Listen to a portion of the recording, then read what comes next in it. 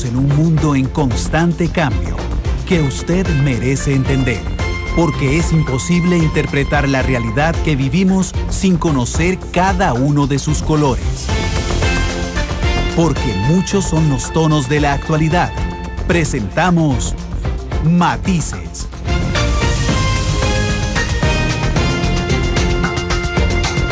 Una producción de Noticias Monumental.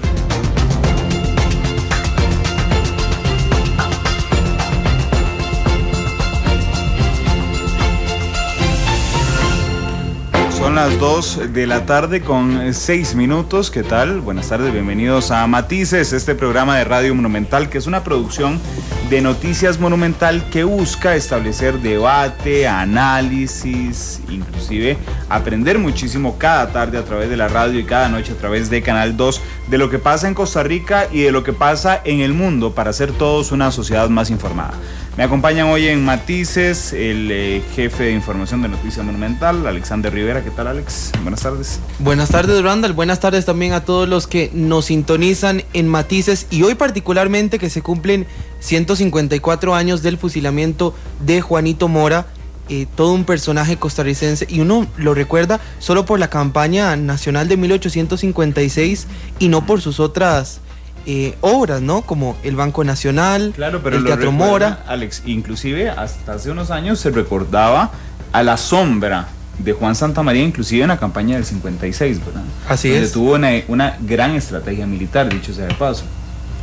Pero sí. Y ahora, por ejemplo, en la conmemoración en San José Centro, frente a Correos, nadie sabía qué era lo que estaba pasando, y la gente preguntaba, bueno, ¿qué es lo que estamos celebrando hoy? Y le decían, el bicentenario de Mora, unos decían bicentenario, el fusilamiento de Mora, y dice una señora, no tenemos nada que celebrar del fusilamiento, lo que estamos es conmemorando, le dice la señora a un oficial de seguridad que eso era sí, lo que le estaba diciendo. Estamos conmemorando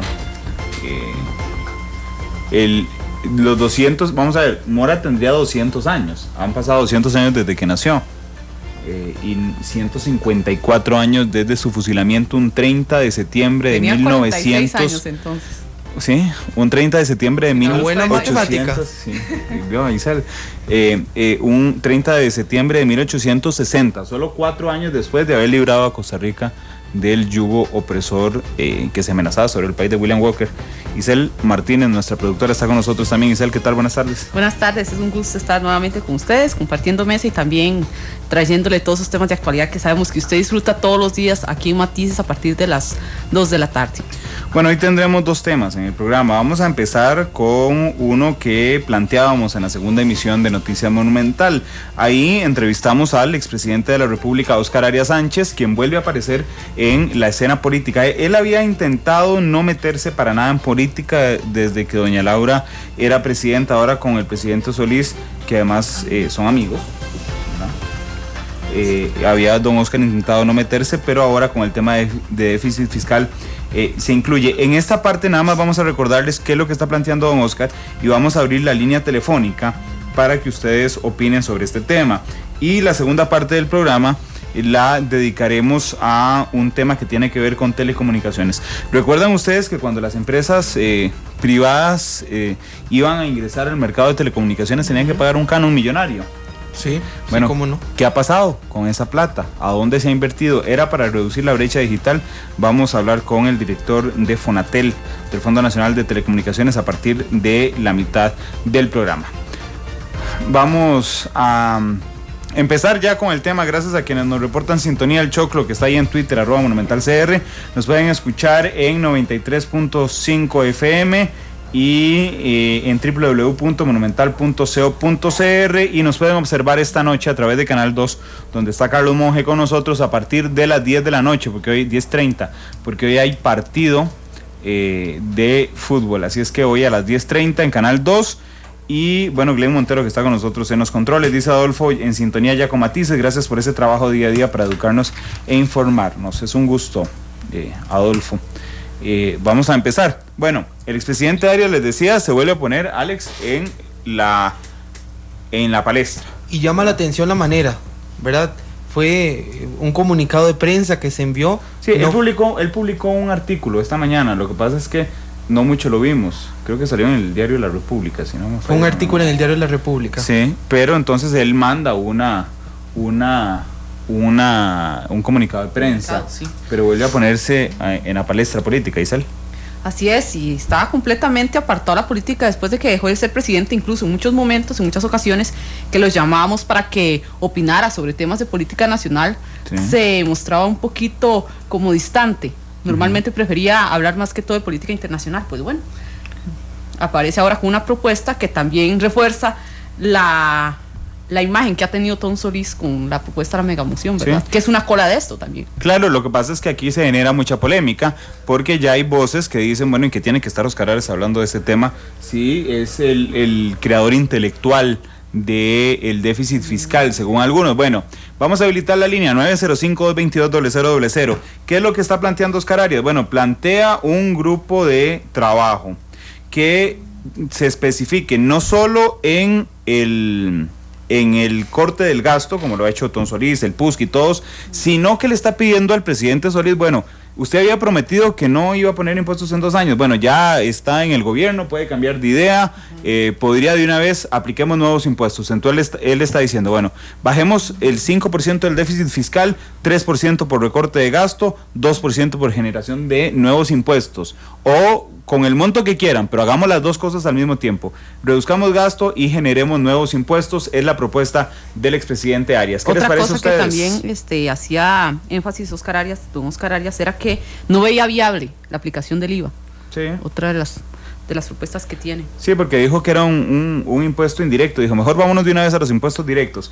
En síntesis, Oscar Arias está planteando seguir con el recorte del presupuesto y del gasto, pero de una vez meter nuevos impuestos. 905-222-0000. Dice el EPECOM, ahora que todos necesitamos ideas, qué bien que todos aportemos. Un saludo a la mula de carga que dice que está matizando con Monumental. Tenemos las primeras llamadas. Muy buenas tardes, ¿cuál es su nombre? Aló, muy buenas tardes. Sí. Habla Edgar. Don Edgar, gracias por llamarnos. Adelante. Vea, una de las cosas que le quiero hacer, para hacer una pregunta a ustedes. Yo soy liberacionista. Yo tengo rato de no votar por liberación. Mis padres y todos mis abuelos fueron liberacionistas. Nosotros venimos de la época de Figueres. Pero Oscar es un candidato asqueroso y es también como presidente que fue hace 4 años, no sirvió para nada. Él no tiene que estar metiéndose en los asuntos de Guillermo ni este gobierno, ni tiene que estar metiéndose en la asamblea. Verdaderamente, él es un hombre que él hizo el TLC para llenarse de su bolsillo de plata en la bolsa. Muchas gracias. Gracias, don Edgar. Le rogamos, por supuesto, sé que don Edgar lo hizo con mucha, con mucho hígado su comentario, pero les pido por supuesto el respeto a todos, independientemente de que estén a favor o no de las ideas que plantea don Oscar. Es una persona que merece respeto y además es expresidente de la República. Gracias, don Edgar. Y yo creo también, sea un expresidente Oscar Arias, cualquier otro expresidente de la República y cualquier persona que verdaderamente conozca cómo podemos en Costa Rica reducir el déficit fiscal y que tenga una opinión sustentada, es bien recibido en estos momentos, ¿no? Cuando se quiere construir también un país y con todas las fuerzas políticas que hay, que llegue a consensos y a grandes acuerdos. Seguimos, por supuesto, recibiendo sus llamadas al 905-222-0000. Hoy reaparece Oscar Arias Sánchez comentando sobre la política nacional y comentando en este caso sobre el déficit fiscal y lo que, según él, debería hacer el gobierno de Luis Guillermo Solís. ¿Qué tal? Muy buenas tardes. Buenas tardes. Señora, ¿cuál es su nombre? Marcela, desde Orotina. Doña Marcela, un gusto saludarla hasta allá, hasta Orotina. Gracias. Mi opinión es la siguiente: sí es muy importante que toda aquella persona que tenga una buena idea para sacar este país del hoyo en el que estamos, bueno, pues bien recibida sea. Pero como me hubiera gustado que cuando Oscar era presidente anteriormente hubiera empleado buenas ideas, porque en parte el que estemos ahorita en este hoyo en el que estamos se debe a los malos gobiernos anteriores. Muchas gracias. Gracias, doña Marcela, que nos llamaba desde Orotina, 2:15, Isel. 905-222-0000. También le invitamos a las personas que en este momento nos están escuchando cerca de alguna computadora, que también puede participar a través de Twitter, @monumentalcr, y en Facebook como Noticias Monumental. ¿A quién tenemos en línea? Buenas tardes. Sí, buenas tardes. Hoy colgado en carretera. Adelante. Yo creo que en este momento es como cuando ocurren las emergencias. Siento que todos los políticos deberían en este momento dejarse de politiquería, valga la redundancia, y empezar a aportar ideas que sean claras, que sean concisas, que permitan una solución al problema que tenemos en este país. Y que realmente yo creo que hay que meter mano, y les guste no hay que meter mano, y si lo hace Luis Guillermo, lo hace Otón Solís, o el que tenga que hacerlo, creo que urge, y definitivamente tenemos que ponernos las manos en este momento en la conciencia y a actuar. Muchas gracias. Gracias, caballero, por compartir con nosotros su opinión sobre este tema. Son las 2:16. Muy buenas tardes. ¿Cuál es su nombre? Buenas tardes. ¿Aló? ¿Cuál es su nombre, caballero? Jorge Zúñiga, para servirle. Ahora sí, José, perdón, era yo el que tenía el micrófono apagado. Adelante, José. Gracias, muy amable. Mire, en primer lugar, todos los costarricenses tenemos que partir de una premisa en este tipo de cosas. Vivir en este país es un privilegio, y los privilegios hay que pagarlos. Las personas que están en contra de pagar más impuestos es porque este país no saben lo que tienen, y cuando lo perdamos es cuando la gente va a comenzar a llorar. En este momento lo que se necesita es una política clara de gobierno que nos diga a todos y que todos tengamos que aportar en ella, en que hagamos un plan a 25, 30, 50 años plazo en donde se sepa para dónde va Costa Rica y actuar en consecuencia. Si en este momento todos aportamos un poquito más de lo que ya estamos aportando, todos vamos a salirnos beneficiados, nuestros hijos, nuestros nietos, y este país va a salir adelante. Pero mientras no tengamos una noción de que este país vale la pena pagar lo que sea por vivir en él, entonces estamos en un derrotero que no va a servirle a nadie. Muchas gracias. Gracias, José, por compartir con nosotros su posición. Vea qué variadas las opiniones de nuestros oyentes. Dice el Choclo ahí en Twitter: seamos sinceros, Arias es muy preparado e inteligente. Sería bueno al menos revisar lo que plantea y al rato salve la tanda el expresidente Arias. Vamos con otra de las llamadas que nos ingresa a nuestra central telefónica. ¿Qué tal? Muy buenas tardes. Buenas tardes. Caballero, ¿cuál es su nombre? Moisés Ramírez les habla, buenas tardes. Don Moisés, ¿desde dónde nos llama? De aquí de Aguacaliente, Cartago. Vecino de nosotros, de los tres, los tres somos de Cartago. Sí, ahí somos Cartago, sí, ahí muy hace mucho tiempo, ustedes no lo saben, pero nos oímos por las ondas hertzianas. Bueno, gracias, don Moisés. Qué emoción. Adelante. Mire, yo pienso que es momento de que nosotros los ticos sepamos que nuestra sociedad, nuestro gobierno, nuestro modo de administración es un nodo gordiano. Aquí todo el mundo quiere jalar para su saco, y ya es hora de que dejemos de ser cortoplacistas, que nos quitemos esa venda de los ojos y aceptemos un consejo de alguien que sabe. Yo no soy liberacionista, yo no soy contrario, yo no soy del otro, yo soy costarricense, y pienso que si alguien como un premio Nobel de la Paz está sugiriendo una medida, una persona único en este país que ha logrado la magistratura en una segunda ocasión, pucha, yo pienso que es por algo. Yo pienso que deberíamos de dejar de ser mezquinos, de dejar de quitarnos la venda de los ojos y escuchar. Es lo que decía Randall en el comentario de alguien que intervino por la página social, por las redes sociales, de que escuchémoslo, entendámoslo, veamos qué es lo que dice. Algo bueno debe tener, y quizá ese sea el hándicap para que Costa Rica sea el país que otrora nos dejaron nuestros abuelos. Muchas gracias, caballeros. Gracias, don Moisés, un saludo hasta Cartago, hasta Aguacaliente. Esta mañana cuando entrevistamos al expresidente Arias, él decía, bueno, puede ser 2-3 la relación entre disminución de gasto y nuevos impuestos, o 2,5, como sea. Ahí va claramente una teoría, su teoría de que debería de avanzarse en recorte y en generación de impuestos, pero yo lo capté muy preocupado por cómo lograr los votos, es decir, el apoyo político para una reforma de este tipo. Que eso es lo primero que hay que buscar, ¿verdad? Hacer alguna coalición o buscar los apoyos para que todos los sectores se puedan poner de acuerdo, en este caso en la Asamblea Legislativa. Así es. Vamos con más llamadas. 905-222-0000. Buenas tardes, ¿a quién tenemos en línea? Buenas tardes, le habla José Tomás. Yo soy liberacionista, pero liberacionista, no arista. ¿Qué le puedo decir? Todo el mundo habla de impuestos, y creo que todo el pueblo sabe que se necesitan los impuestos. Ya tenemos impuestos, yo creo que más de los necesarios. problema es que no se están cobrando como se deben de cobrar, primero. Segundo, dígame por qué no hacen, lo primero que tienen que hacer es hacer los recortes tan exagerados que tenemos casi todas las entidades del gobierno, tienen carros, vehículos de lujo, carritos de, qué sé yo, de $19,000, pero con aros de lujo y todas esas cuestiones. ¿Por qué no dejamos de pensar de que somos, que tenemos que gastar en lujo y bajar ese rubro? Yo creo que con solo bajar la clase, la cantidad de carros que se tiene en el gobierno, Nissan Patrol, Pathfinder, carros de lujo, insisto, que están parqueados desde las 8 de la mañana, que entra el presidente, la secretaria, el asistente de presidencia, parqueados en Recope, en el ICE, en Fuerza y Luz, y si sigo, vea, hasta que me da asco de ver eso. Yo creo que todos estamos de acuerdo que tenemos que pagar los impuestos, pero también queremos ver que el gobierno, no porque a este no se le puede echar toda la culpa, Arias, a Laura, a todos han sido culpables de este descalabro que tiene el país. Pero primero, al que le toca hacer esto ahorita es a los presidentes de los entes autónomos y de los ministerios, de bajar esa clase de tener que tener un carro de lujo para poder ese montón de edificios. ¿Cómo es posible que COSEBI esté metido en ese edificio que está ahí por Decifín, aquí por la Bandera, un edificio que cuánta plata le cuesta al Estado, cuántos edificios están ociosos de las municipalidades, del MOB, que no se usan? ¿Por qué razón tiene que ser de lujo todo donde se meten los ministros?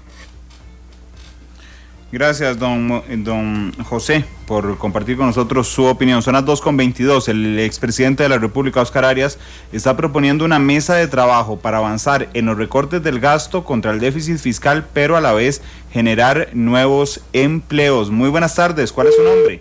Nuevos impuestos, más bien, no empleos. Buenas tardes, ¿cuál es su nombre? Rolando Bonilla. Don Rolando, gracias por llamar. Adelante, por favor. Mire, yo no sé por qué ustedes...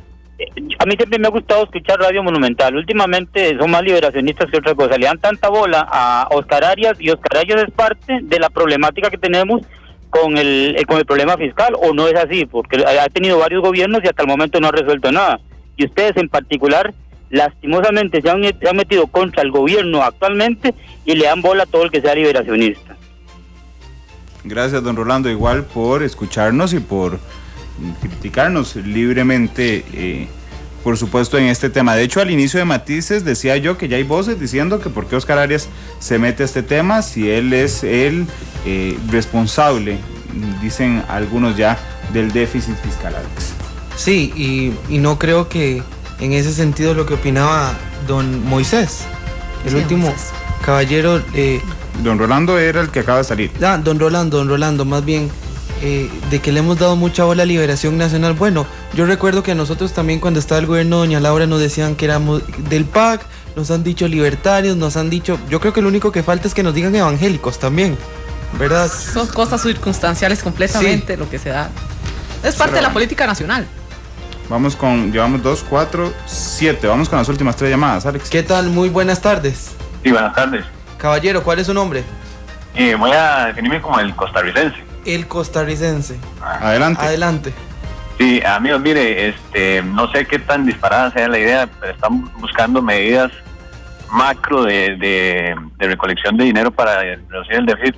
Pero si uno, como dice el dicho, ¿verdad? De poquito en poquito se llena el tarrito. Si hubiéramos tomado medidas pequeñas desde hace tiempo, son de menos impacto y tal vez no tendríamos este tipo de problemas. Yo no sé si ustedes han visto, por ejemplo, en la Próspero Fernández, cuando está la estación de peaje, que hay uno que dice carril voluntario. Yo no sé si será viable, por ejemplo, que destinen estos carriles voluntarios para que la gente que quiera, en lugar de 75, dar los 100 colones y el restante, la diferencia sea para acumulación de impuestos, ¿verdad? Un impuesto voluntario, o en las salidas del aeropuerto, que le cobran ahora $29, le cobran 29 o 30, lo mismo, el dólar voluntario. Ese tipo de cosas les puede ir generando poquito a poco. Si hace 5 años lo hubieran implementado, tendrían bastante dinero también ahí. Yo sé que no soluciona el problema, pero por lo menos lo disminuiría. Gracias. Gracias a el costarricense que nos acompañaba esta tarde.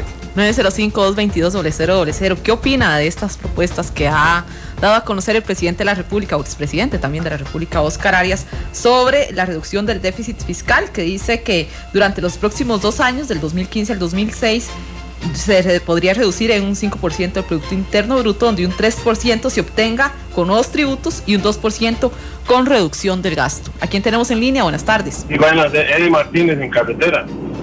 Adelante. Bueno, primero que nada, muchas gracias por oír el pueblo, ¿verdad? Que eso es lo principal. Yo creo que a Óscar Arias deberían dejarlo en paz. Ya el hombre estuvo en su gobierno, y que bien que mal lo que hizo fue gastar la plata de las arcas. Creo que lo que deberíamos hacer es lo que está, apoyar a Don Otón Solís con los recortes que ha hecho, ese montón de anualidades, ese montón de carros de lujo, como dieron las personas que llamaron antes. Yo creo que esa es la solución. Dejen ya ahogando el pueblo con impuestos, y si van a poner impuestos, que sea regido y equilibrado. El que tiene más, que pague más. Yo creo que esa es una buena opción, pero lo principal es el gasto. Gracias, don Eddie, por compartir con nosotros su posición. Vamos con la última llamada. Son las 2:27. Buenas tardes, ¿cuál es su nombre? Gracias, buenas tardes, Carlos Soto. Don Carlos, gracias por llamar, adelante. No, todas las opiniones que sean para favorecer el futuro de nuestros hijos, pues bienvenidas, ¿verdad? Pero que sean positivas y que se hagan, porque no podemos seguir, los que pagamos impuestos, que se sigan votando en cosas que son lujos del gobierno, en pensiones y todo eso, ¿verdad? Entonces todo es bienvenido. Necesitamos que este país cambie por nuestros hijos. Vea que es el futuro de nuestros hijos. Está en grave peligro la situación económica a futuro, a muy corto plazo, ¿verdad? Entonces, todas esas ideas son bienvenidas. Tenemos que apoyar a Don Otón. Creo que es un valiente. Creo que debemos ir a quemar el mesón con Don Otón cuando haya kilo a quemar, porque eso no puede seguir así. Muchas gracias. Gracias, don Carlos. Gracias a todas las personas que nos acompañaron. Ahí están las 10 llamadas que recibimos sobre este tema. Don Edgar, doña Marcela, Adolfo, José Zúñiga, don Moisés, don José, don Rolando, el costarricense, don Eddie y don Carlos. Muchas gracias. Vamos a ir un momento a Casa Presidencial. Se está desarrollando la conferencia de prensa del Consejo de Gobierno. Escuchemos al presidente Solís, que está dando declaraciones a la prensa a esta hora en vivo en Casa Presidencial. Porque es un asunto que tiene que ver precisamente con algo que me está empezando a llamar mucho la atención. En mi país, en Costa Rica, en otros países a lo mejor no me haría, pero a mí, aquí en este sí me llama la atención. Y es que todo el mundo quiere cambio, excepto cuando el cambio lo toca. Y cuando empiezan a tocarle sus propios intereses, entonces se echan para atrás. Entonces la solidaridad y entonces toda la voluntad de sumarse a ese cambio empieza a echarse para atrás. Yo lo que digo es, revisemos todo. Tenemos todo el 20 de octubre para que la Comisión de Presupuesto analice el presupuesto. Se van a presentar mociones a la derecha, a la izquierda, para arriba y para abajo. Ahora pareciera haber una competencia que yo considero muy saludable para ver quién es el que recorta más. Bueno, muy bien. Hagámoslo en octubre y en noviembre seguirá el debate para poner fin al presupuesto cuando lo dispone la ley.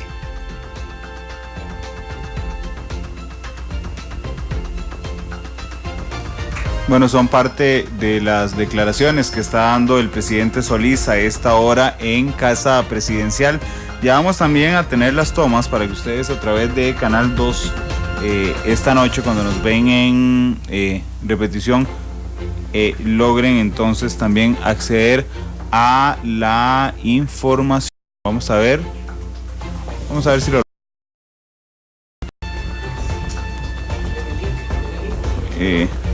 Sí, ya vamos a tenerles de nuevo la señal. Vamos a tenerles de nuevo la señal de lo que está ocurriendo a esta hora en Casa Presidencial. Alex, es interesante lo que el presidente Solís está diciendo en Consejo de Gobierno hasta ahora. La última frase que dijo el presidente Solís me llamó muchísimo la atención. Dice, ahora pareciera haber una competencia por ver quién recorta más en el presupuesto nacional. En otras palabras, una competencia de tijeras. En buena hora, en la Asamblea Legislativa. Sí. Ahora sí, hace un minuto en su cuenta personal, que me imagino que es parte de lo que está diciendo en este momento, dice, todo el mundo quiere cambio, pero cuando el cambio los toca, se echan para atrás. Así son los ticos. Sí, es interesante lo que dice el presidente. Vamos a volver a llevar la señal de audio para ustedes desde Casa Presidencial. Voy a quedar a la orden de ustedes para que puedan preguntar lo que decían. Yo solamente quisiera hacer una anotación final que no tiene que ver con lo fiscal, sino que tiene que ver con la aprobación de la Convención Interamericana contra el Racismo, la Discriminación Racial y las formas conexas de intolerancia. Esta es una convención de la mayor importancia para nuestra América Latina. Fue comisionada en el año 2000 por la Asamblea General de la OEA. En Cochabamba, en el 2012, se prorrogaron las tareas y se reafirmó el compromiso por la erradicación de estos males. Finalmente ya se ha ratificado y me parece que esto es un gran logro para toda nuestra región y por supuesto que para Costa Rica significa ratificar su larga lucha en favor de los derechos humanos, cosa que también celebro. Muchas gracias. Muchas gracias al señor presidente de la República. Continuamos con el señor ministro de la Presidencia, don Melvin Jiménez, quien nos informará los temas que se trataron durante el Consejo de Gobierno del día de hoy, que inició de 8:30 a 10:45. Buenas tardes a todas y a todas. Realmente el Consejo de hoy se centró en 3 temas de fondo. El primero fue el ministro de Economía y la viceministra hicieron la exposición sobre la política de pymes,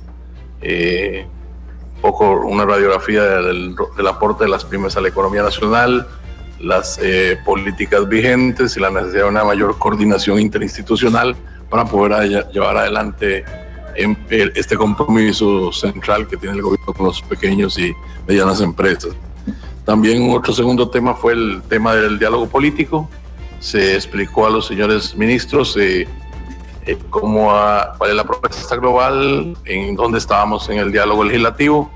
Esta semana tuvimos el día de ayer la primera reunión con el sector empresarial, no en términos de ya instalación del diálogo, sino coordinando la agenda. Hubo la presencia de representantes de diversos sectores productivos para discutir la metodología, los contenidos y el lanzamiento será muy probablemente la próxima semana, y también el día viernes por la tarde estará el equipo de Casa Presidencial con algunas personas delegadas de las organizaciones sociales compartiendo igual la metodología que se dará en el diálogo social, que será entre 15 días. Y también haciendo énfasis a los señores ministros la importancia de participación de ellos en aquellos temas que les atañe directamente. Entonces estamos construyendo una agenda porque las mesas de diálogo tienen como parte fundamental la presencia del Ejecutivo en los temas que se coloquen sobre las mesas. Y el tercer punto ya fue el tema del presupuesto. ¿Cuál fue el proceso que ha tenido estos días de negociaciones? ¿En dónde estamos y para dónde vamos estos 2 meses que vienen en relación al presupuesto, ya que pasa a las diversas mociones a comisión y posteriormente pasaría a plenario?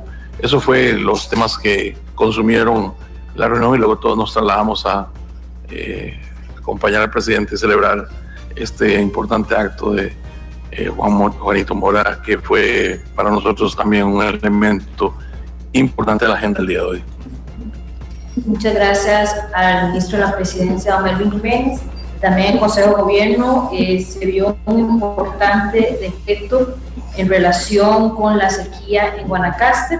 Por eso le damos la palabra al señor presidente ejecutivo de la Comisión Nacional. Lo más importante de lo que está ocurriendo en Consejo de Gobierno, usó una frase muy dura el presidente Solís. De hecho lo estamos citando así a través de redes sociales: todo mundo quiere cambio, pero cuando el cambio los toca se echan para atrás. Así son los ticos, dijo el presidente de la República, Luis Guillermo Solís. 2:34, interesante, ¿no les parece? Sí, incluso hace 5 minutos en el Twitter oficial de Casa Presidencial dice: hagamos el debate del presupuesto con seriedad que amerita, pensando en el futuro de Costa Rica. Nunca antes el presupuesto ha recibido la atención y la prioridad que tiene el de este año. Sí, bendito sea Dios, ¿verdad? Que sí, los ticos nos estamos fijando tanto en el presupuesto. Y que le estamos poniendo tanta atención. Yo también creo que yo lo celebro. Ha sido uno de los presupuestos mejor estudiados. Y yo creo que nunca antes en Costa Rica habíamos analizado con tanto detalle la prensa, la opinión pública, lo que contiene un presupuesto nacional, que es finalmente la plata que necesita todas las instituciones. Porque hay que ser sinceros aquí, ¿verdad? El hecho de que se esté criticando este presupuesto no quiere decir que los anteriores hayan sido impecables. Sus errores debieron haber tenido. Claro, lo que pasa es que nadie se dio cuenta. Sí, ese es el problema. Son las 2:35, ¿les parece si nos vamos al tema de fondo? Vamos a la pausa y regresamos con el tema de fondo de hoy. ¿Qué pasó con los millones de dólares que entregaron las telefónicas privadas, los operadores privados, para empezar a funcionar en Costa Rica, en el Fondo Nacional de Telecomunicaciones? Vamos a la pausa, regresamos con el tema de fondo hoy en Matices. La actualidad, sus tonos, sus contrastes. Esto es Matices.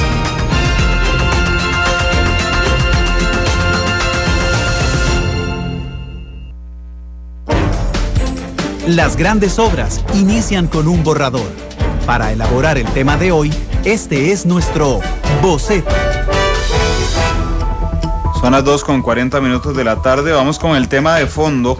Luego de las discusiones que desencadenó la aprobación del Tratado de Libre Comercio, llegó la apertura de las telecomunicaciones y consecuentemente la constitución del Fondo Nacional de Telecomunicaciones, Fonatel. El objetivo principal de Fonatel es la administración de recursos para disminuir la brecha digital, garantizando el acceso a la telefonía fija y también al internet fijo.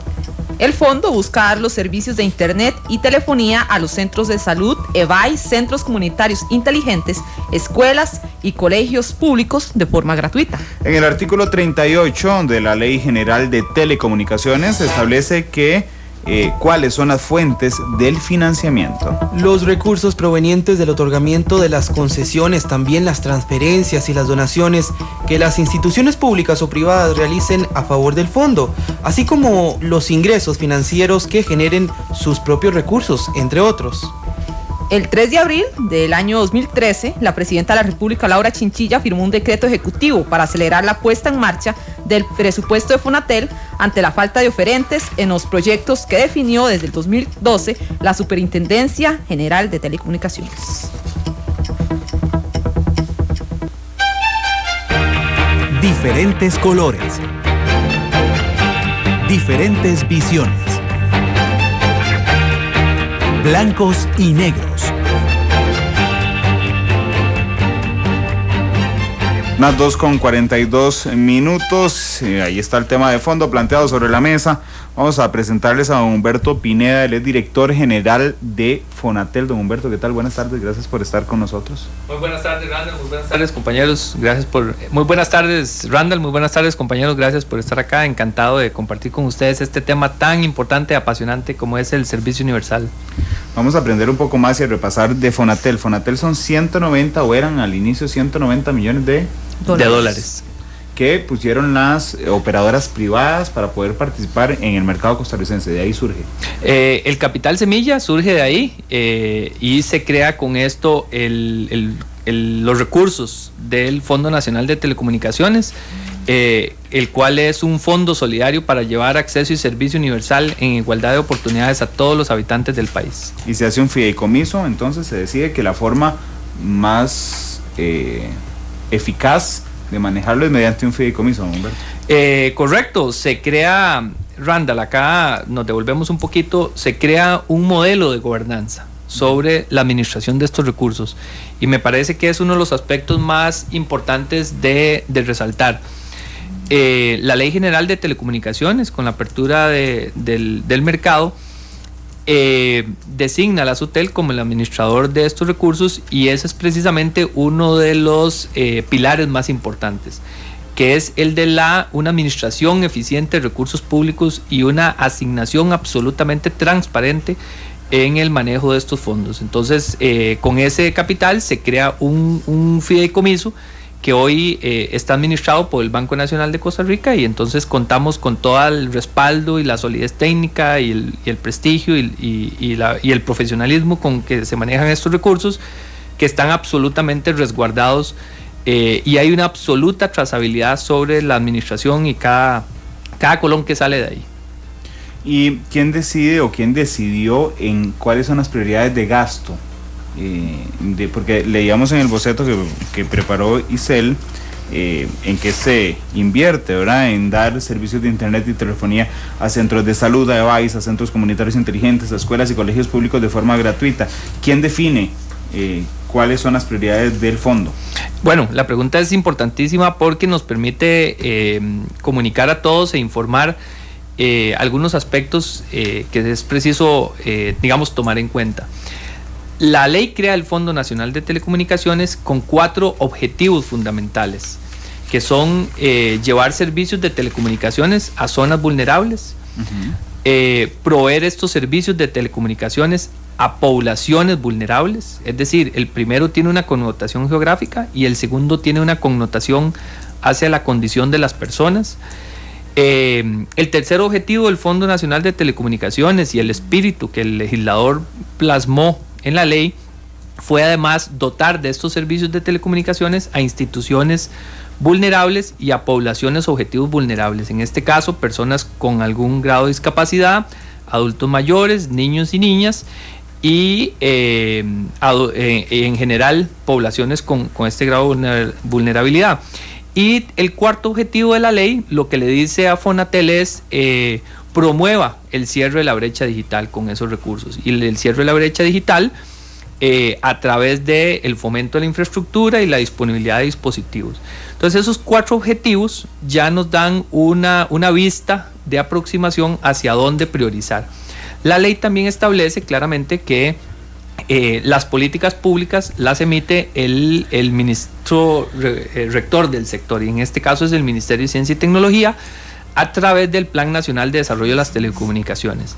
En la administración anterior se hizo una priorización que fue precisamente la que usted leyó ahora: centros educativos, centros de atención temprana de la niñez, como son los niños, centros comunitarios inteligentes, que son los CESIs, y además las sedes de salud de la Caja Costarricense del Seguro Social.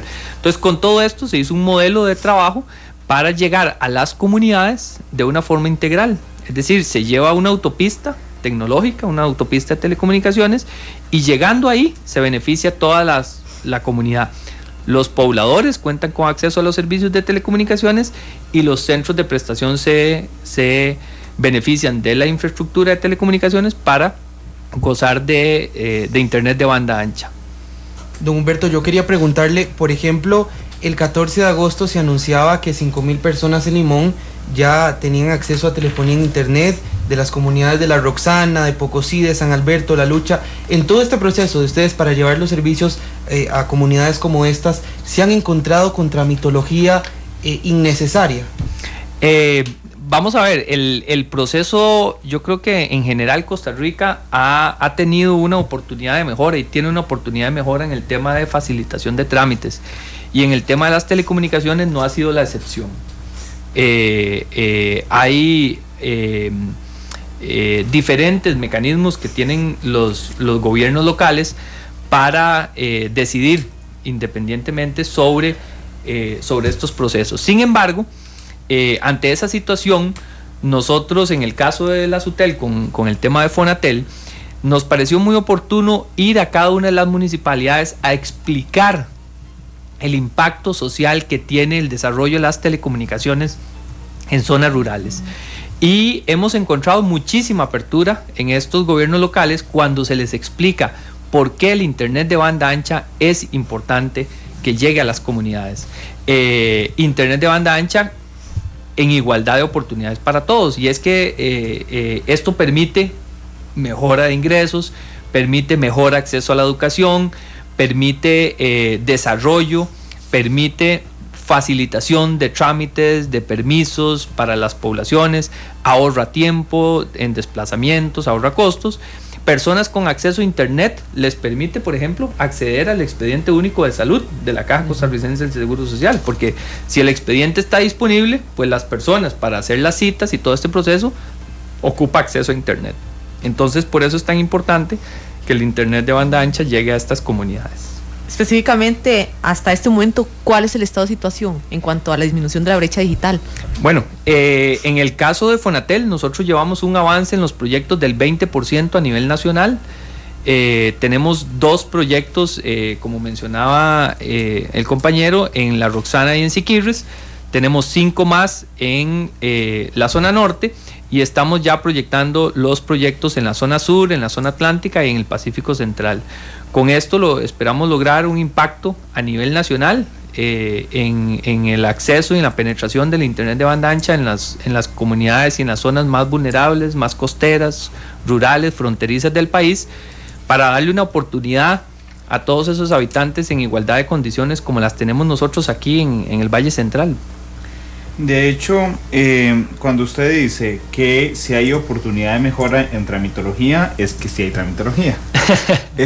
Se refiere particularmente a la colocación de antenas, don Humberto, porque habló de las municipalidades. Es la resistencia que al inicio había a la colocación de algunas antenas. Han habido oportunidades de mejora. Definitivamente el emplazamiento de infraestructura de telecomunicaciones requiere una intervención en ciertos terrenos. Y esta puede ser desde ductos, postería, cables, y también efectivamente puede ser torres de telecomunicaciones que son parte del despliegue de redes de telecomunicaciones. Y el avance del 20% que usted nos decía, es lo esperado, era lo que se había esperado que avanzara durante este tiempo. Sí, es lo esperado. El cronograma lleva un avance que vamos monitoreando.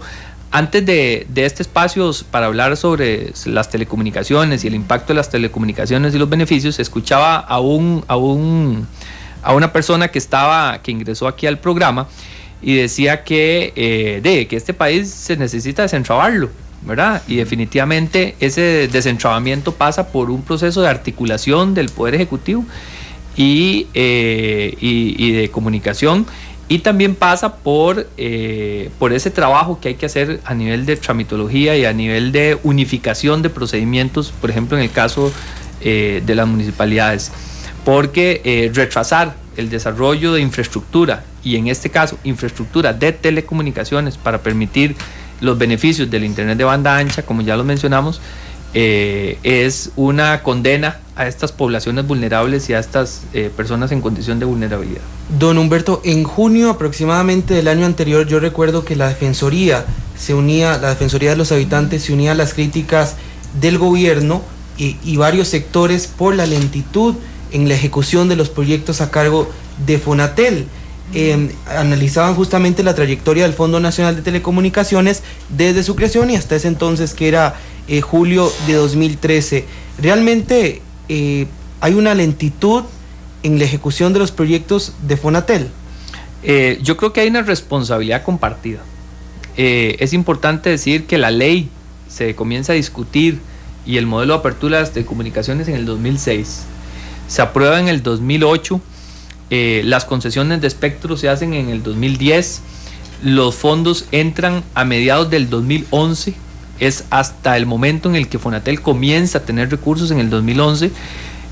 Se hace un concurso público para adjudicar a un banco que administre esos recursos y que estén bien manejados, ¿verdad? Yo creo que todos compartimos que no queremos un despilfarro de esos recursos, porque solo tenemos una vez esa oportunidad de oro de estos recursos que hoy tenemos. Y entonces en el 2012 la Contraloría General de la República refrenda el contrato del fideicomiso para administración de los recursos en el Banco Nacional. Entonces en realidad estamos hablando del 2011 a hoy 2014 y llevamos ya un 20% de avance. Esto es sinónimo de una ejecución eficiente, de un manejo transparente de los recursos. Han habido contratiempos, sí, han habido contratiempos y han habido algunas oportunidades de mejora, pero esto es parte del proceso andado y del camino normal de ejecución de proyectos, y nos parece que desde el punto de vista de desarrollo de proyectos con fondos públicos, hablar de avances a hoy, a 2 años, de 20%, cuando hemos escuchado otros casos de avances mucho menores, pues si uno se compara con respecto a eso, pues está bien. ¿Estamos satisfechos? No estamos satisfechos. Quisiéramos avanzar mucho más rápido, y esto requiere de un proceso de coordinación, y un proceso de liderazgo que hay que trabajar. ¿En cuánto tiempo tienen esperado ejecutar ese 100%? Usted dice que... Ahora sí, ¿en cuánto tiempo tienen presupuestado ejecutar el 100%? En este momento usted mismo acaba de decir que tienen un 20%. Un 20% de avance. tenemos ese porcentaje. Nosotros esperamos que los proyectos de la zona sur avancen rápido en los próximos meses. Inmediatamente ya hemos iniciado con la formulación de los proyectos en la zona Atlántico y Pacífico Central, y esperaríamos que al final del 2015 tengamos los proyectos de la zona Pacífico Norte. Con eso, lo que quiero decir es que hacia el 2016 tendríamos prácticamente cubiertas todas las poblaciones costeras, rurales y fronterizas de este país. Que públicamente y transparentemente Noticias Monumental ha hecho pública su posición editorial sobre el internet celular, pero entiendo que cuando usted me habla de internet de banda ancha no tiene que ver con el internet celular, es internet fijo el que Fonatel tiene que llevarle a todos estos centros escogidos, ¿no, Humberto? Efectivamente, aquí hay una diferencia fundamental, y esto lo hemos compartido con el Colegio de Bibliotecólogos, lo hemos compartido con por ejemplo, con autoridades de la Universidad Estatal a Distancia, lo hemos compartido con otros públicos meta. Definitivamente el tema entre internet de cobro por descarga y el internet de Fonatel hay una separación importante. Fonatel, por ley, provee servicios de banda ancha fijos, y muchos estudios dicen que el efecto transformador de los hogares y de las comunidades surge a través del internet de banda ancha fijo, principalmente en los hogares, y en esa medida los servicios también se llevan fijos a los centros educativos. Ahora bien, es importante mencionar que las redes de nueva generación permiten el despliegue de infraestructura tanto terrestre como inalámbrica. Entonces, estos servicios fijos pueden llegar indistintamente por redes terrestres o por redes inalámbricas. Sin embargo, Fonatel se enfoca en la provisión de esos servicios de internet de banda ancha fijo. También es importante mencionar que las redes de nueva generación que permiten múltiples servicios y que llegan a esas comunidades rurales también proveen la posibilidad de que las personas puedan contar con internet de banda ancha móvil. Es decir, las poblaciones a donde se está llegando con los recursos de Fonatel se sirven principalmente de dos servicios, pero efectivamente estas redes de telecomunicaciones permiten una múltiple y la capacidad permite un múltiple despliegue de servicios. Y en este caso se pueden proveer los servicios tanto fijos como móviles. Es decir, instalan la antena para poner el fijo, que es por lo que por ley Fonatel tiene que hacer. Sin embargo, las compañías aprovechan, ponen el fijo, dan internet fijo y una vez aprovechan la misma antena para dar celular. Bueno, usted está precisamente atendiendo al tema del modelo conceptual. Sí. De todo esto. La ley dice que Fonatel debe proveer acceso a telefonía desde una ubicación fija, y dice que deberá promover a mediano plazo el despliegue de tecnologías inalámbricas. Y esto es precisamente así porque hay una eficiencia económica en el despliegue de redes de telecomunicaciones en zonas rurales. ¿Por qué? Bueno, es muy comprensible si uno va a las zonas rurales, ver la demografía, la densidad de la población, ver las condiciones geográficas, las montañas, y el despliegue de redes tiene un costo efectivo. Y precisamente el legislador lo dejó plasmado en la ley así, de que Fonatel deberá promover algún tipo de tecnologías inalámbricas, porque esto hace más eficiente la administración de los recursos de Fonatel. En el punto, Randall, que usted mencionaba sobre que la red que llega ahí puede proveer múltiples servicios, efectivamente es parte del modelo de la convergencia de las redes de telecomunicaciones, y esto va a hacer que el operador que esté ahí pueda brindar más servicios. En la medida que permita brindar más servicios, va a tener más ingresos, y en la medida que tenga más ingresos, el proyecto es más rentable en menor tiempo, y eso va a permitir la salida de Fonatel, que el proyecto sea autosostenible en el tiempo, y que nosotros agarremos esos recursos y los reinvertamos en más proyectos para más beneficio de más comunidades. Entonces yo creo que es comprensible el modelo.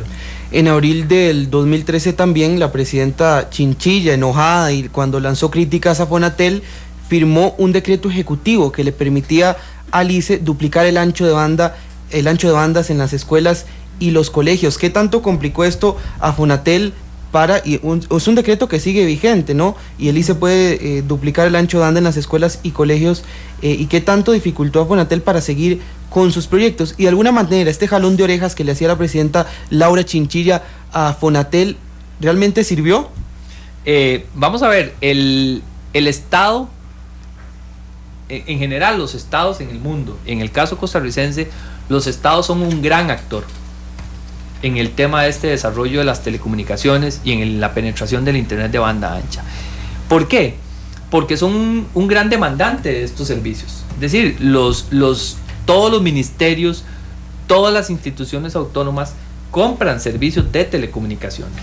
Entonces, el Estado actúa como un catalizador de este proceso de demanda. En las zonas rurales, en la medida que el Estado demande esos servicios, las redes de telecomunicación crecen, y eso es muy importante entenderlo así. Obviamente en el 2013 pues había alguna diferencia que se manifestó a través del documento que usted mencionaba. Eso nos hizo replantearnos algunas cosas, efectivamente, pero también le impregnó dinamismo al modelo y le impregnó todavía más solidez al fundamentarse los hechos por los cuales se estaba actuando como se estaba actuando. Y a nosotros nos parece que en la Ley General de Telecomunicaciones el espíritu del legislador con respecto a los objetivos de Fonatel está bastante claro, y el rol del Estado por un lado y el rol de un ente regulador con la administración de estos recursos, yo creo que también. Entonces, al final del camino nos parece que este es un tema de comunicación. Con las nuevas autoridades estamos en un proceso sumamente exigente de articulación, de comunicación, para lograr el mayor impacto en el menor tiempo posible, pues estamos en la mejor de la voluntad. Hay un modelo en marcha ya que lo que hay que hacer es articularlo y coordinarlo y construir hacia adelante, porque sería una oportunidad perdida de que sigamos postergando la ejecución de los recursos por diferencias, y más bien lo que debemos hacer es un proceso absolutamente constructivo para beneficio de estas poblaciones vulnerables y estas zonas que por tantos años han estado relegadas de los servicios.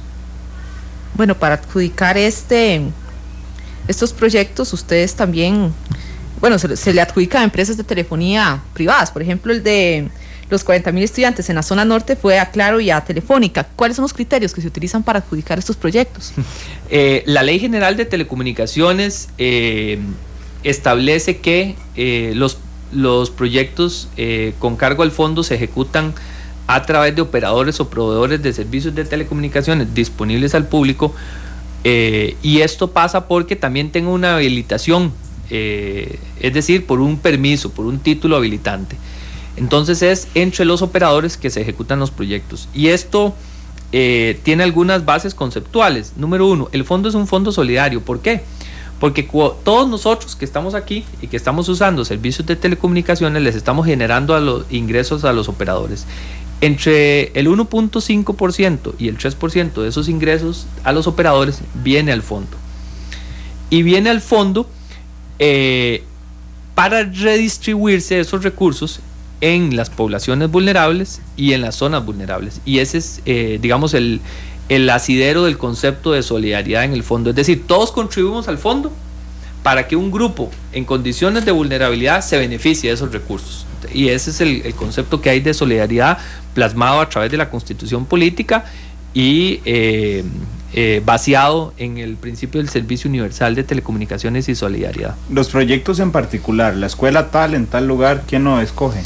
Este proceso, como lo mencionamos antes, en la administración anterior se decidió priorizar los centros de prestación de servicios públicos, escuelas, colegios, EBAIS. ¿Esto puede cambiar, perdón, don Humberto, de administración? ¿Puede esta administración cambiar el criterio? Podría cambiar el criterio de instituciones vulnerables. Pero no puede cambiar la ley. Pero no, o sea, bueno, la ley también se puede cambiar, por supuesto, pero digamos, las prioridades podrían ajustarse, es decir, siempre entre el marco de los objetivos, porque la política pública no podría ir en detrimento de la ley, porque al ser nosotros los administradores, nos pondríamos todos, en realidad no es Azutel, nos pondríamos todos en un aprieto, porque eso significaría replantearse y poner a conversar sobre los ajustes que hay que hacer. Pero la definición de los centros de prestación de servicios públicos los define cada ministerio. Sutel hace un proceso de coordinación con el Ministerio de Educación, con el Ministerio de Salud, con el Ministerio de Ciencia y Tecnología, que permita priorizar esos centros de prestación de servicios públicos ubicados en las zonas donde hay intervención con los recursos de Fonatel, es decir, en las zonas rurales. Digamos, el MEP les dice: necesito que en esta escuela que está en Pacuarito, que está en Yolillal de Upala, que está en San Ramón de Río Claro de Golfito, tenga internet. Ustedes abren el concurso, alguien lo gana, ustedes le dicen al Banco Nacional: libéreme de esta parte del fideicomiso para pagarle a fulano, y fulano va e instala sus redes. Una vez que instala sus redes para dar internet fijo, la aprovecha también para dar otros servicios con el que lo hace rentable, gana, y ustedes vuelven a salir de la escena. Ese es el modelo, digamos. Ese es el modelo. Hace poco, don Humberto, en Nicaragua se anunciaba un proyecto de internet gratuito, ¿no? Decía el presidente Daniel Ortega. ¿Qué tan complicado es hacer aquí en Costa Rica un proyecto así de internet gratuito? El Fonatel está también analizando este tema. Vamos a ver, el modelo que comentaba el compañero hace unos minutos es un modelo de internet gratuito. Es decir, para las instituciones públicas que se están dotando de conectividad con los recursos y los proyectos de Fonatel, el internet les es gratuito, porque lo que se está haciendo es que eso genere una dinámica de ingresos que le permita al operador hacer un proyecto sostenible en el tiempo, y también que conecte a los centros educativos y que le permita al fondo retirarse lo antes posible del proyecto, y que no se entreguen recursos más allá de un punto de sostenibilidad financiero que el proyecto pueda tener. Entonces, los centros de prestación de servicios públicos que están recibiendo el beneficio Fonatel, esa conectividad de internet es gratuita con cargo al fondo. Estamos coordinando con las nuevas autoridades para que, de manera que cuando se conectan escuelas, colegios, bibliotecas, centros comunitarios inteligentes, también se conecte un punto de acceso gratuito a la comunidad. Y ya tenemos experiencias, ya hay escuelas conectadas con los fondos de Fonatel que proveen una red inalámbrica abierta hacia la comunidad, y tenemos casos donde los estudiantes y los vecinos de estas escuelas que tienen el internet comunitario abierto se pegan a la malla y se recuestan ahí a hacer sus tareas y a socializar cerca de las escuelas, con lo cual las escuelas también se convierten en un punto de atracción después de clases para los vecinos de esas comunidades. Con mucho cuidado, eso sí, que no sean víctimas del AMPA.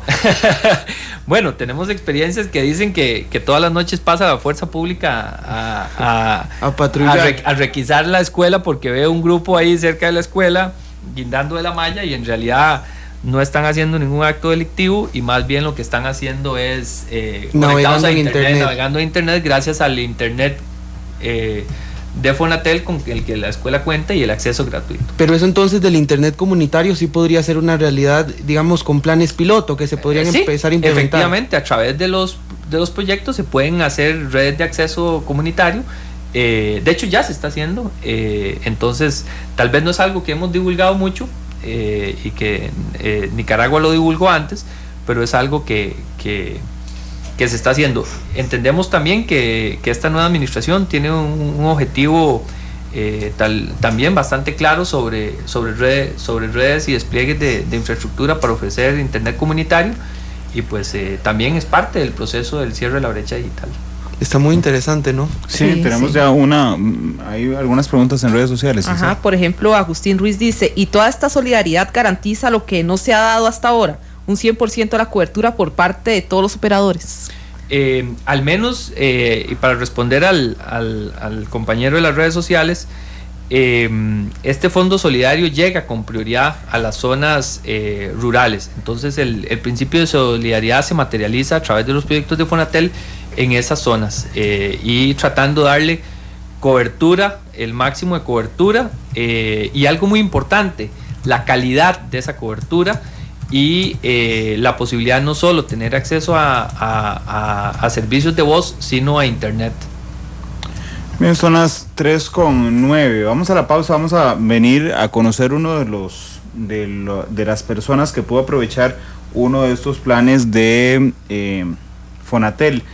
Hay dos informaciones de última hora importantes. Uno, a nivel internacional, se ha registrado el primer caso de ébola en Estados Unidos, en Dallas, Texas. Una persona viajó a Liberia, regresó y se ha diagnosticado efectivamente ébola ya en Estados Unidos. Es el primer caso, ese es uno.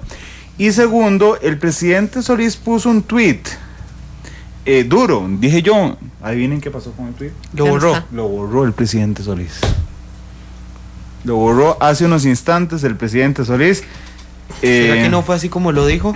Y aquí está pidiendo disculpas. Dice el presidente: disculpas por un tuit erróneo anterior del community manager durante la conferencia de prensa en vivo. No sé, los manuales de manejo de redes sociales dice: cuando usted se jala una torta en Twitter, no lo borra, nada más pide disculpas. Dice, ¿cuál borró?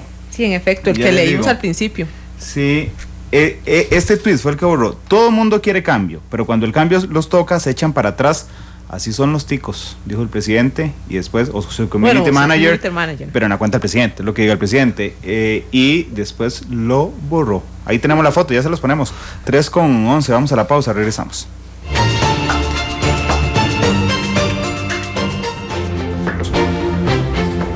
Son las 3:14, gracias por estar con nosotros en Matices.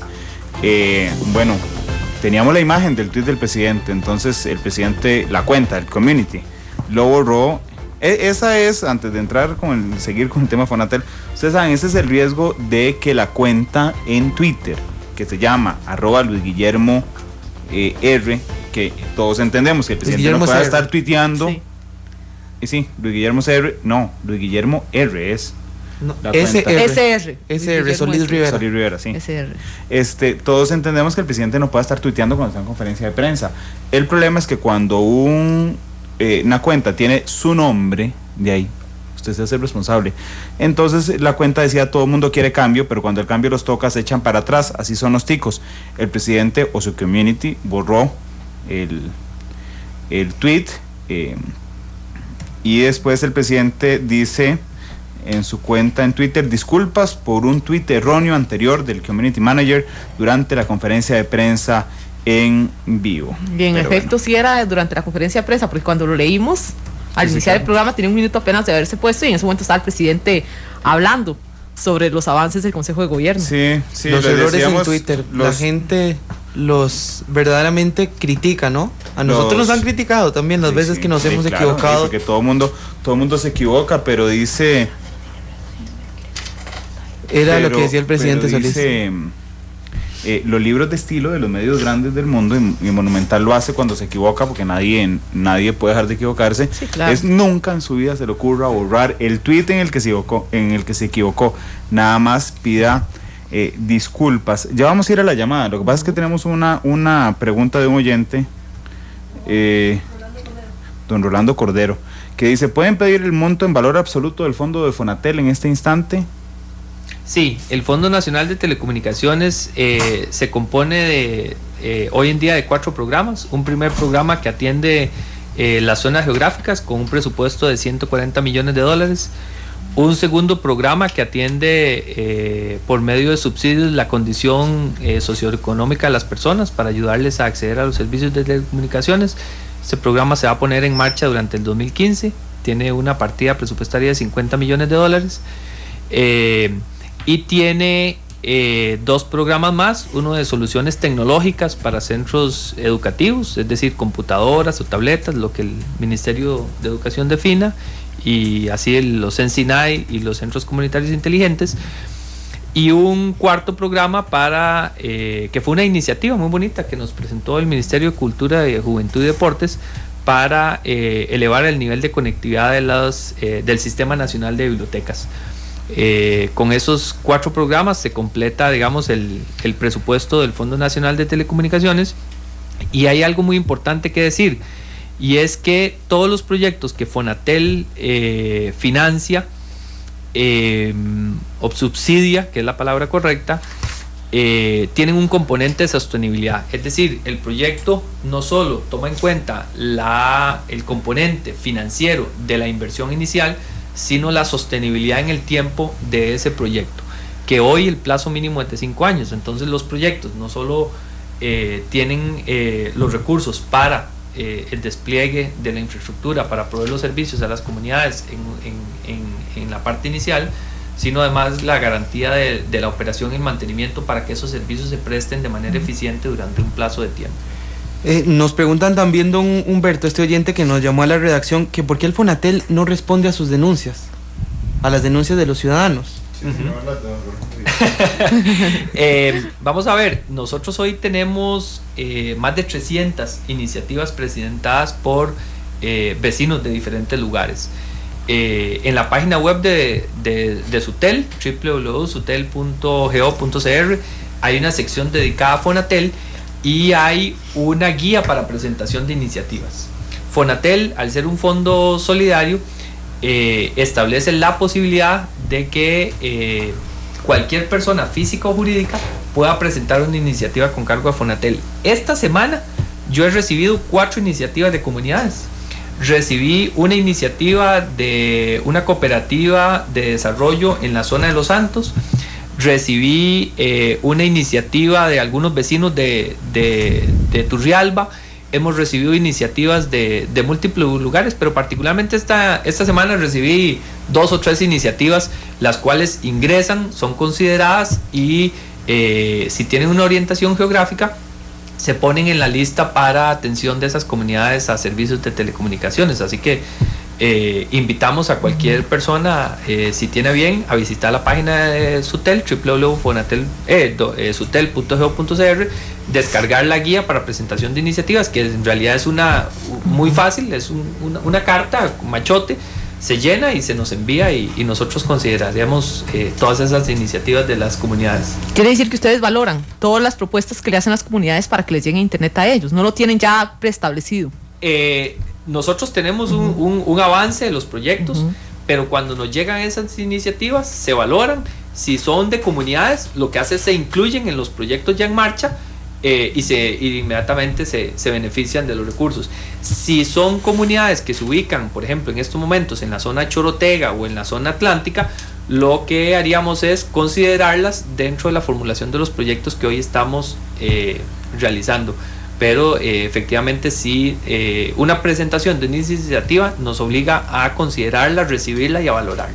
Okay. Bueno, y ahí yo sé que don Humberto recorre el país buscando a gente beneficiada por los programas subsidiados por Fonatel. Así es, y queremos incorporar a esta conversación del día de hoy a don Eiter Fonseca, que es uno de los muchachos que ha sido beneficiado con estos avances de Fonatel. Él es estudiante de agronomía de la UNED y él es de Cultivés de Siquirres. Es un proyecto que recién ha sido entregado, quien nos va a dar el testimonio de cuánto le ha beneficiado todos estos proyectos de Fonatel. Adelante, Eiter, buenas tardes. Buenas tardes, ¿cómo están? ¿Todo bien? Buena vida. Bien, contanos, por favor, cómo te ha beneficiado a vos y a la comunidad este programa. Bueno, pues en realidad me ha beneficiado bastante, porque antes yo tenía que recorrer demasiado, digamos, para poder ubicarme en un lugar donde hubiera internet. En este caso, el pueblo donde yo vivo, Cultivés, así que hay más o menos cerca de unos 15 kilómetros, una cosa, tal vez un poco más, está un poco más alejado, y yo soy estudiante de manejo y protección de recursos naturales de la Universidad Estatal a Distancia, y pues ser estudiante de la Universidad Estatal a Distancia requiere tener mucho acceso a internet, porque la universidad donde yo estoy es una universidad que actualmente está como en una etapa de cambio, ¿verdad?, de virtualización. Entonces hay que estar mucho conectado a lo que son plataformas y todo eso. Eiter, para entender la trascendencia de lo que significa el programa para vos, y para la comunidad, vos tenías que desplazarte, eso fue lo que entendí, vos necesitabas mandar un correo electrónico y tenías que desplazarte 15 kilómetros para poder hacerlo. Claro, exactamente. Una digital, tenía que transportarme a qué sé yo, a mi centro universitario que queda en Siquirres, porque aquí no hay acceso, digamos, aquí no había acceso a internet. Pero obviamente con esto, con todo este beneficio, es increíble, digamos, lo que uno se acorta en distancia, en tiempo, en recursos económicos también. ¿Y ahora cuál es la diferencia? Ahora ya no tenés que desplazarte, en tu centro de estudio está el internet fijo de banda ancha. Sí, claro. Por ejemplo, acá en mi pueblo, en Cultivés, está ubicado en la escuela. En la escuela, entonces uno, si está activado, vos vas y puedes estar ahí afuera y conectarte con tu computadora, con tu laptop, o puedes entrar adentro y pedir permiso, puedes entrar y conectarte adentro, no hay ningún problema. De hecho, esa era una de las preguntas. Podrá parecer un detalle, pero a mí me parece interesante. Vos te acercás a la escuela y entonces el Wi-Fi está activado y te genera a vos la conexión.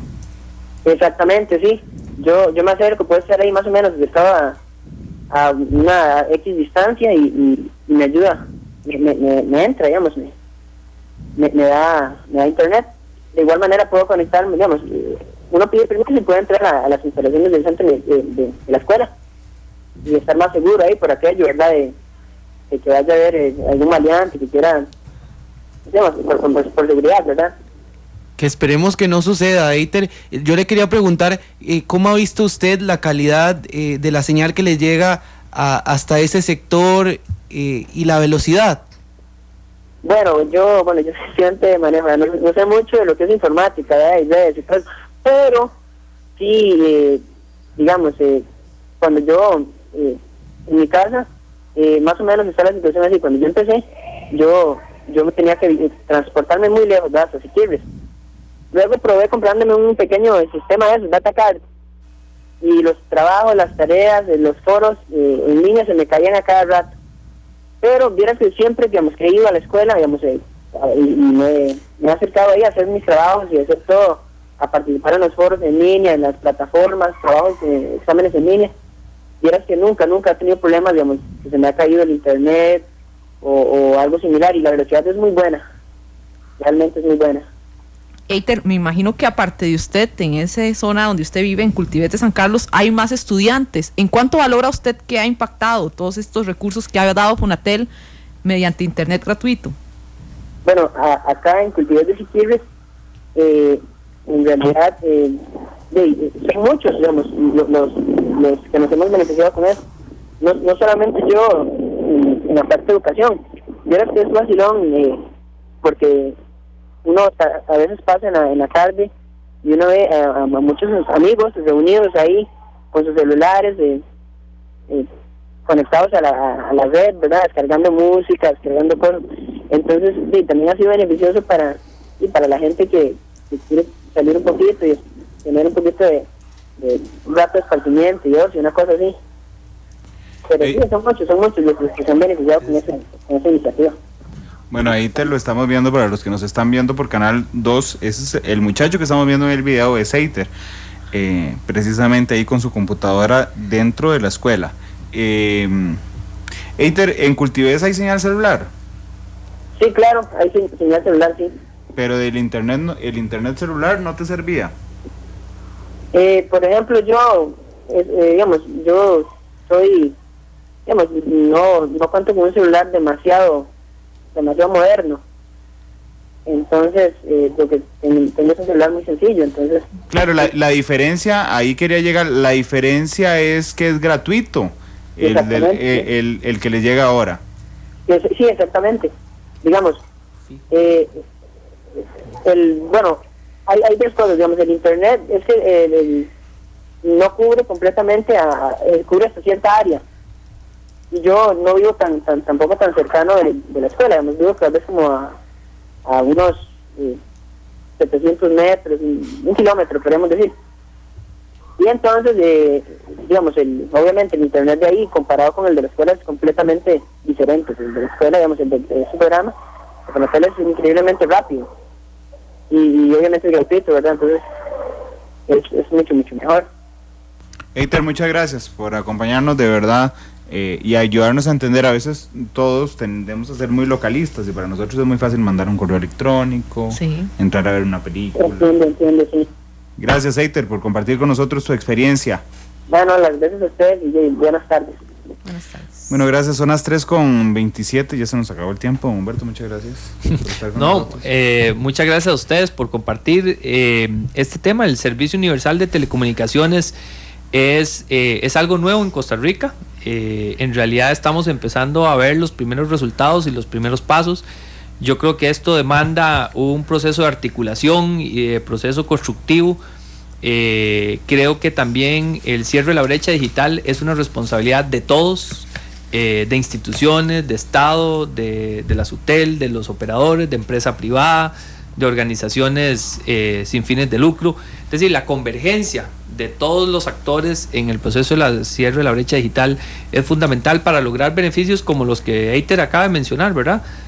La posibilidad que él tiene, a él se le dio una oportunidad para dejar de desplazarse 15 kilómetros y no tener que hacer. ¿Qué le significa eso para él? Le significa ahorro de tiempo, ahorro de costos, menos inseguridad y la posibilidad de conectarse desde cerca de su comunidad, donde hay un arraigo a la comunidad, y esto también es importante mantenerlo, ¿verdad? El hecho de tener la posibilidad del acceso a los servicios de telecomunicaciones me permite a mí no tener que salirme tanto de donde yo vivo, y esto genera un proceso de arraigo cultural también en las comunidades, así que yo creo que estamos en buena hora para seguir adelante.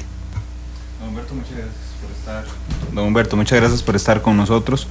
Son las 3:29, la noticia a esta hora: el ébola ha llegado a los Estados Unidos. Está el primer caso de una persona que viajó a Liberia, regresó a Dallas y ha sido diagnosticado. ¿Cuál es la diferencia con los otros casos? Los otros casos estaban en Liberia y había ido un avión a traérselos, custodiado. Este no, esta persona que venía de Liberia habló con sus familiares, intercambió con el personal del aeropuerto, viajó en un avión comercial, todas las alertas están encendidas en los Estados Unidos. Esa es la noticia a esta hora. La no noticia, pero no deja de ser llamativo. El presidente borró un tweet alegando que su community manager se había equivocado. En él criticaba fuertemente a los ticos. Hay quienes dicen que el Twitter es cierto lo que decía. Decía todo el mundo quiere cambio, pero cuando el cambio los toca se echan para atrás. Así son los ticos. Ese era el tweet que ha sido borrado de la cuenta oficial del presidente. Y para los futboleros, el Barça perdió 3:30 a la Madrid. A la Madrid. Nos vamos, nos escuchamos a las 7 en la tercera emisión de Noticias Monumental. Feliz tarde. Buenas tardes.